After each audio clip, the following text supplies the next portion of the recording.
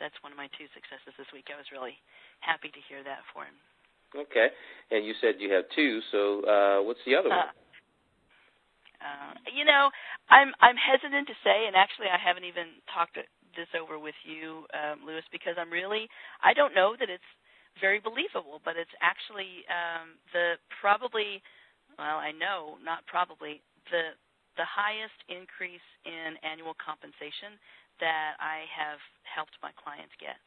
So his name is Keith. He's out in Denver, and he's a land developer, so he makes a lot of money, but I was able to help get him, and he's getting the contract sent to him today. But we've been negotiating it's been about 3 months now, but he finally received the offer and settled down the deal for a total compensation package of $800,000, where in his present job he's making $400,000.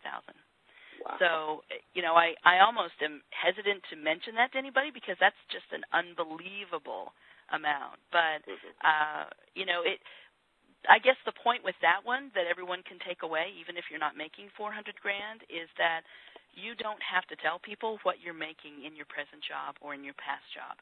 They never have to know because it's all about your return on investment and how you are a great investment for an employer, and then how much you're worth. I mean, what the market is paying. That really has nothing to do with what you made in the past. So people can really make big jumps if they want to.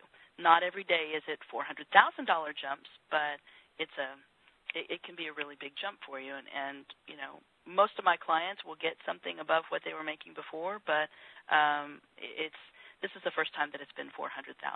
So that's a neat example. Take it for what it's worth. I don't know if anybody's going to believe me on that one, but it's a pretty cool thing for Keith. He's happy to be him right now. I bet you he is. So those were some great examples, Tammy. So give us a little bit more information about what we've gone over thus far. I guess more so like a recap. Yeah.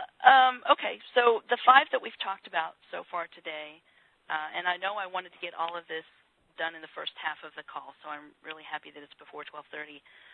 First one is clarity-driven. The second one is competent, being competent in all pieces of the job searching process, and then also confident, being confident in your abilities and in yourself in general, being creative, doing things creatively, and then also being collaborative and reaching out to other people for help. So out of that possible 50 of those, if you tally up your numbers, if you don't have 30 or 35 or above, then it's pretty clear that you've got some gaps that you need to have filled. So, you can look at the piece of paper and know what you need to be working on in each of those 5. So if you're not at 35 or above, I'd say, then you need to reengage yourself in the job search. Be more committed in those areas that you're lacking. So let me point out one thing about all of these 5 traits that we've talked about so far. None of these traits are driven by the external world. So none of them have to do with the unemployment rate or your level of experience even your liabilities. And by that term liabilities, I mean anything that would keep you from getting an initial phone call from an employer or eventually getting a job from an employer. Examples would be a long term of unemployment or advanced age or job hopping or what they think is job hopping, moving from one job to another over, maybe 4 or 5 over the last 10 or 12 years. No external factors of these influence the 10 traits that I've talked about today and talk about next week. And yet, for those of my clients that have those traits, they consistently get jobs faster, and it doesn't matter their age or their experience, their compensation level, or even the market. It seems like it doesn't matter to that at all. It's very consistent. And so, that's kind of a recap of what those are. So I'd like to talk about ways to improve, each one of these areas. So in talking about clarity, if you're not clear on what job title you're looking for in your next position. And that would be, at what level really depends on what your experience is and how you're positioned in the market relative to other people. But if you don't know a job title, for instance, if you really don't know whether you want to make a company money or save a company money, you need a general direction, then you can take some online career tests, and you can also talk with a career counselor or a career coach. Some online career tests that I might suggest to you are careerpath.com and also careerfitter.com, and those are both free. A CareerFitter, there's a premium that you can pay for some of it, but there's a piece of it that's free as well. Both of those, I believe, are associated with CareerBuilder, or at least were the last time I checked. So those are some good ones. You can also just simply Google career tests or free career tests, and you can get a whole lot of them. You just have to watch it because a lot of them say free, but once you get to them, they're asking you in order to actually get the results, you have to pay for the results, and I don't think that's a very fair thing. But working with a career counselor oftentimes can take anywhere from a couple of months to 6 months. Sometimes they want even a 12-month commitment. But it is a good idea to have a good general direction of, whether your expertise is in making a company money or cost control or process improvement. You need to have clarity on what you want next. Absolutely. And then number two is competency. So you can increase your competency. I mean, gosh, there are so many ways to increase competency.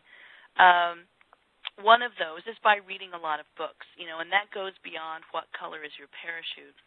And over the years, I've really kind of struggled with this one because as far as reading books and finding a low-cost alternative to handling each one of those pieces of being competent in each phase of the job seeking or each aspect, I really haven't found a book that tackles everything. It's almost like if you're going to treat a chronic disease that doesn't have a cure, like a doctor will treat the symptoms, the individual symptoms. And so I could probably, if you have specific, competencies that you're worried about regarding the process of job searching, there are specific books that I could probably recommend to you. But I really haven't found a book that tackles everything. For resumes, there is a book, and early on in my career, and this is really early on, I looked at different resume books to just get what's going on out there in the field. The one that I like is Resume Magic, the one that I most liked way back when, but that was a while ago. I don't know if the lady who wrote that has updated that or not. I can tell you with a lot of these books, if you are going to pick a book that deals with, for instance, interviewing or negotiating or networking, even social networking like LinkedIn or using Facebook or Twitter, make sure that any of those have been written in the last couple of years, because the job market and how you approach the job market completely different than when I started in 2003. So you really have to have something that is up to date, that is current, and even something that was published, I'd say even 2007, 2008, completely outdated from what you need right now. So as far as resume books go, I think Resume Magic is all right if you don't want to have your resume professionally written. But even with professional resume writers, there's a huge swing in their abilities and what they do. I find it very interesting that a lot of resume writers that are, quote, certified, were certified a long time ago, and they really haven't changed what they do and how they do things. And it's got to be completely different. You have got to get someone's attention by raising your hand higher than everybody else. I'm kind of getting off on a tangent on resumes, but I'm really passionate about that. You have to really, you've got to show yourself completely different than everyone else.